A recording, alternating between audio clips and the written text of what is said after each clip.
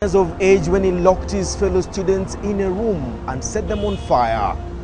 The Republic versus Moses Mwangi Maina.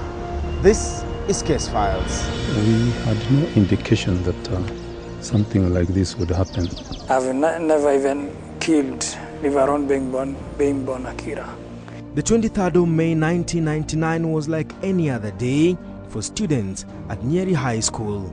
The school had experienced relative calm after a period of student unrest that resulted in the setting ablaze of the principal's motor vehicle and a school dormitory, among other criminal activities. A day later, things changed drastically. A fire broke out late into the night in Twiga 2 dormitory, which housed more than 200 students.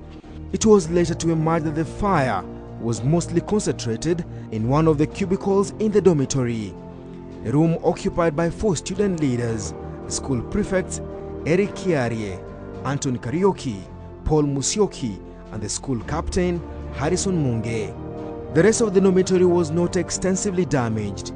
The search for the arsonist behind the attack changed the lives of 4 other students in the school. Days after the fire broke out, police officers took in 16 students for questioning, among them Moses Mwangi, alias Roho, Simon Dirangu Gashagwa, alias Hadko, and Joel Mugambi, alias Abacha. 13 students detained together with the 3 were later set free. But Moses Mwangi, Gashagwa, and Mugambi were later to stand trial for the murder of the prefects. At the time, Mwangi was a Form 3 student and at only 16 years of age. But now he's no longer that young boy that fellow students nicknamed Roho. Mwangi is serving a life sentence at Naivasha Maximum Prison. 11 years into his sentence, Mwangi says the courts jailed the wrong person. Yeah, because even the whole lot of that saga, I never participated.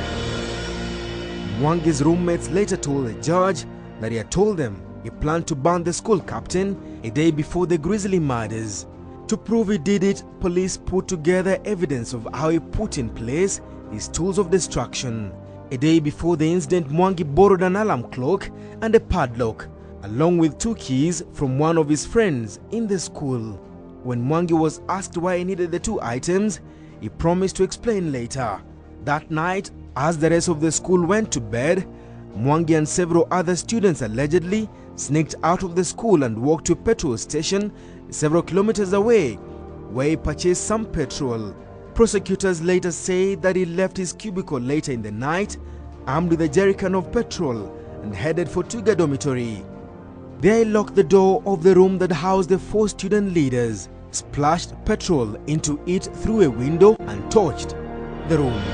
Minutes later, after the fire broke out, fellow students broke down the padlock door and began to fight the fire. 4 student leaders came out of the cubicle alive, but they were all severely burnt. We came in the morning and we saw the dorm has been burnt. A few things burnt in the room. Boys had been taken to hospital. 2 weeks after the fire, the school administration broke the tragic news to the school. The 4 student leaders had all died, succumbing to their burns. School captain Harrison Munge, his fellow senior student leaders Eric Kiarie, Anton Karioki, and Paul Musioki died in their hospital beds. This was after days spent in unbearable pain. The arson incident was now a murder investigation. One of the people the evidence pointed to insists he is innocent. Not all that watertight evidence, it was superficial, but due to the public pressure and the matter was in the public domain, I was on run to be treated as a sacrificial ram by them. But a close friend and roommate who saw what Mwangi was doing on the night of the fire told the police the fire began minutes after Mwangi left the cubicle. The witness told the court, "I saw Maina set his alarm clock. This was surprising because Maina was a heavy sleeper who never went for the early morning studies. At night, the alarm clock went off. I saw Maina leave the cubicle. 15 minutes later, there was an explosion." A petrol attendant narrated to the court that it was Mwangi alias Roho who bought the petrol worth 125 shillings that fateful night in the company of other students.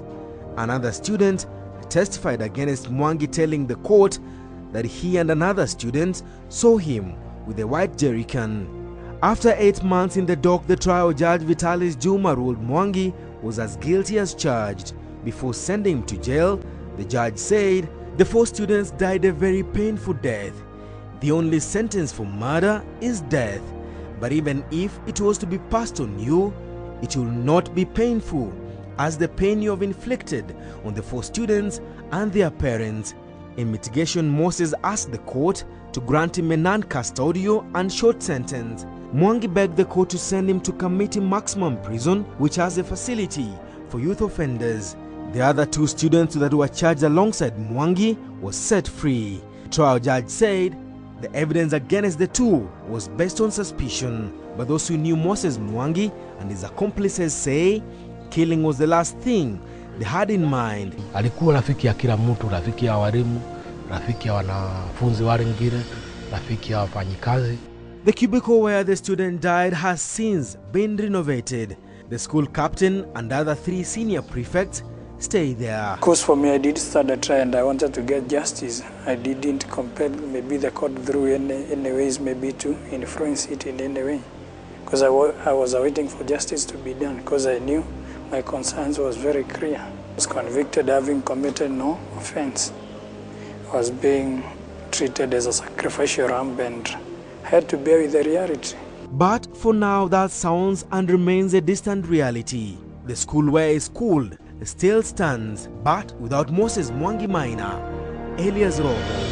A key suspect denied on case files that he did not take part in the grisly murder of a Mombasa politician, but his accomplice finally speaks out. Onsarigo for Case Files.